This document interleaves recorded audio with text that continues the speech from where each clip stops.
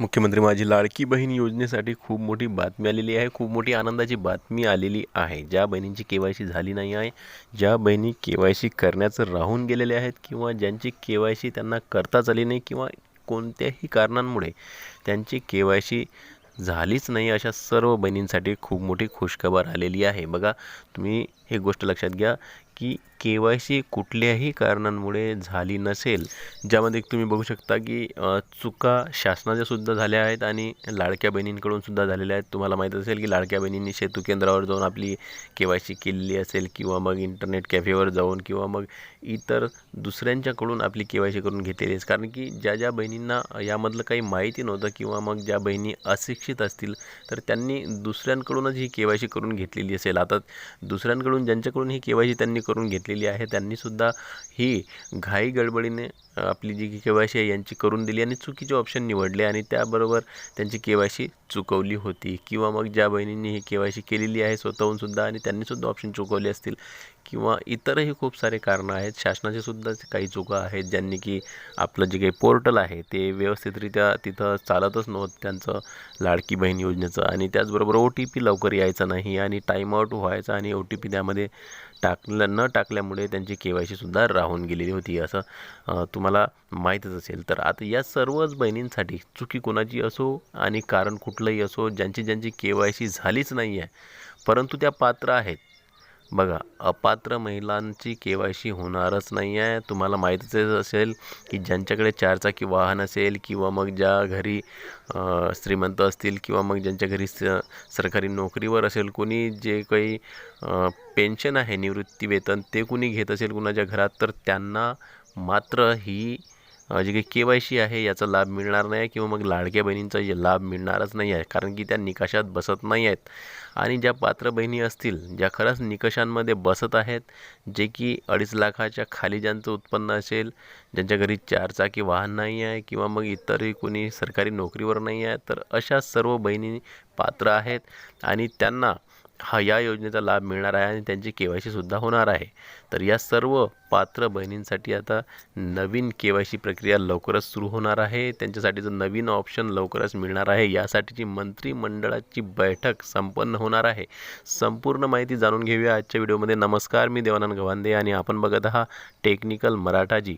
तर ताईंनो, सगळी माहिती आपण सविस्तर जाणून घेऊया. तर बघा, सकाळ वृत्तपत्राची जी काही वेबसाईट आहे त्या वेबसाईटवर त्यांची एक बातमी आलेली आहे आणि ही खूप खास बातमी राहणार आहे लाडक्या बहिणींनो आपल्यासाठी. आपण वारंवार आपल्या व्हिडिओच्या माध्यमातून तुम्हाला सांगत आहोत की घाबरू नका, टेन्शन घेऊ नका आणि कुणालाही अशी एक पॅनिक व्हायची गरज नाही आहे सध्या तरी. कारण की आपल्याला 15-20 दिवस आणखीन वाट बघायची आहे. सरकार नेमकं आपल्यासाठी काय ऑप्शन देणार आहे हे बघायचं आहे आणि त्यानंतरच आपल्याला काय तो निर्णय घ्यायचा आहे. परंतु सध्या तरी आपल्याला थोडं धीर धरायचं आहे आणि घाबरू नका, टेन्शन घेऊ नका. सरकार आपल्याला हे ऑप्शन देणार आहे, मी वारंवार आपल्या प्रत्येक व्हिडिओमध्ये सांगत आहे.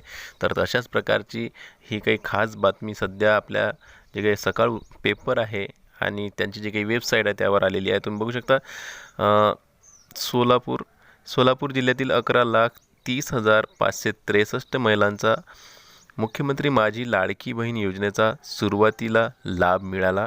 आता निकषांनुसार पात्र असलेल्या महिलांनाच दरमहा 1,500 रुपये मिळणार आहेत. लाभार्थी के-वाय-सीमुळे फेब्रुवारीनंतर एकही लाभार्थीस योजनेचा लाभ मिळालेला नाही आहे.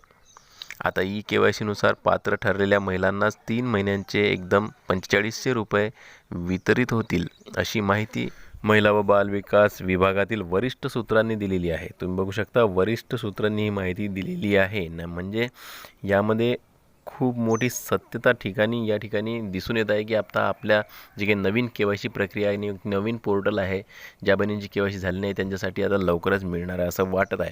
तर पुढे बघूया नेमकं काय लिहिलेलं आहे. मुख्यमंत्री माझी लाडकी बहीण योजनेसाठी अर्ज केलेल्या सर्वच महिलांना सुरुवातीचे 5-6 महिने दरमहा लाभ देण्यात आला. पण जानेवारी-फेब्रुवारी 2025 पासून प्रत्येक लाभार्थी महिलेची निकषानुसार पडताळणी सुरू झाली. सुरुवातीला सरकारी नोकरदार महिला लाभार्थी वगळले. त्यानंतर महिला व पुरुष एकाच कुटुंबातील 2पेक्षा जास्त महिलांची पडताळणी झाली. महिलांच्या नावाप्रमाणे नावे असलेल्या पुरुषांना वगळले. केंद्र व राज्य सरकारच्या वैयक्तिक लाभाच्या योजनांचा लाभ घेणारे 4 चाकी असलेल्या महिला वगळल्या. आता कुटुंबाचे वार्षिक उत्पन्न 2.5 लाखापेक्षा जास्त असलेल्यांचा शोध सुरू आहे. त्यासाठी ही KYC करण्यात आलेली आहे. पण सोलापूर जिल्ह्यातील सुमारे 1 लाख महिलांनी मुदतीत KYCच केली नाही. त्यामुळे पात्र असतानाही त्यांना लाभ बंद होण्याची चिंता सतावू लागलेली आहे. त्यांनी जिल्ह्याच्या महिला व बाल विकास अधिकारी कार्यालयाला अर्ज करून एका संधीची मागणी केली आहे. पण अजून त्यावर निर्णय झालेला नाही आहे. 15 किंवा 16 मे रोजी महिला व बाल कल्याण आयुक्त, उपायुक्तांसह अन्य अधिकाऱ्यांची बैठक होणार असून त्यात सकारात्मक निर्णयाची अपेक्षा आहे. तर इथं खूप महत्त्वपूर्ण आहे. इथं तुम्ही बघू शकता 15 किंवा 16 मे रोजी यांची एक बैठक होणार आहे. आयुक्त असतील, उपायुक्त असतील आणि त्यानंतर त्या बैठकीत काय निर्णय होणार आहे हे आपल्याला माहीत पडणार आहे. आपण याबाबतची माहितीसुद्धा आपल्याला देणार आहोत. म्हणजेच की आता या 4-5 दिवसांमध्ये काय निर्णय होणार आहे बैठकीमध्ये ते आपल्याला माहीत पडणार आहे. तर पुढे बघा काय लिहिलेलं आहे. KYC न केलेल्या महिलांचे अर्ज. मुख्यमंत्री माझी लाडकी बहीण योजनेतील ज्या महिला लाभार्थींची KYC चुकली होती त्यांच्या दुरुस्तीसाठी 30 एप्रिलपर्यंत मुदत होती. आता ज्या लाभार्थी महिलांची KYC राहिलेली आहे त्यांनी आमच्या कार्यालयाकडे मुदत मिळावी अशा मागणींचे अर्ज केले आहेत. त्यानुसार आम्ही शासनाला पत्रव्यवहार करून त्यांची मागणी कळवलेली आहे. राज्यातील बहुतेक जिल्ह्यातून अशीच मागणी झालेली आहे. अविनाश मगर, जिल्हा महिला व बालविकास अधिकारी, सोलापूर. तर बघा अशा प्रकारे जे जिल्हा महिला अधिकारी आहेत त्यांनी माहिती दिली आहे की KYCसाठी पुन्हा आम्हाला मुदत देण्यात यावी अशा प्रकारची मागणी आम्हाला लेखी अर्जाच्या रूपानं महिला करत आहेत आणि त्यांची मागणी आम्ही वर अधिकाऱ्यांकडे पाठवत आहोत. आणि त्यानंतर आता यावर काय निर्णय होणार आहे हे आपल्याला 4-5 दिवसांमध्ये माहीत पडणार आहे. तर अशा प्रकारे तुम्ही बघू शकता की सोलापूर जिल्ह्यातील सुमारे 1 लाख महिलांची KYC बाकी राहिली आहे. तुम्ही बघू शकता फक्त एकाच जिल्ह्यामधून 1 लाख महिलांची किंवा महिनींची जी KYC आहे ती बाकी राहिलेली आहे. त्या पात्र आहेत तरी त्यांची KYC झालेली नाही आहे किंवा त्यांची KYC राहून गेलेली आहे. तर अशा सर्व महिला तुम्ही बघू शकता. आता प्रत्येक जिल्ह्यांमध्ये किती असतील. जर सोलापूरमध्येच 1 लाख आहेत तर खूप सारे जिल्ह्यातील महिला बाकी आहेत आणि त्यांचे अर्ज आता वर महिला व बाल विकास विभागांकडे पाठवण्यात आलेले आहेत.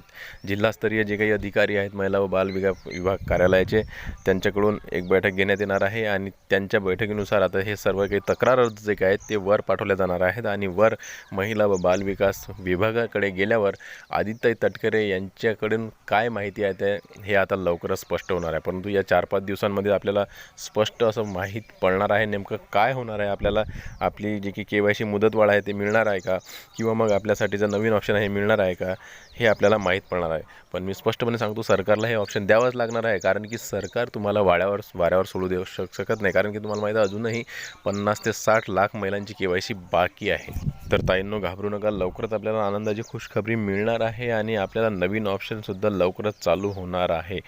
तर जशी काही ही माहिती आपल्याला मिळाली आपण आपल्या व्हिडिओच्या माध्यमातून तुम्हाला कळवणार आहोत. तोपर्यंत चॅनलला सबस्क्राईब करून ठेवा. जास्तीत जास्त व्हिडिओला शेअर करा.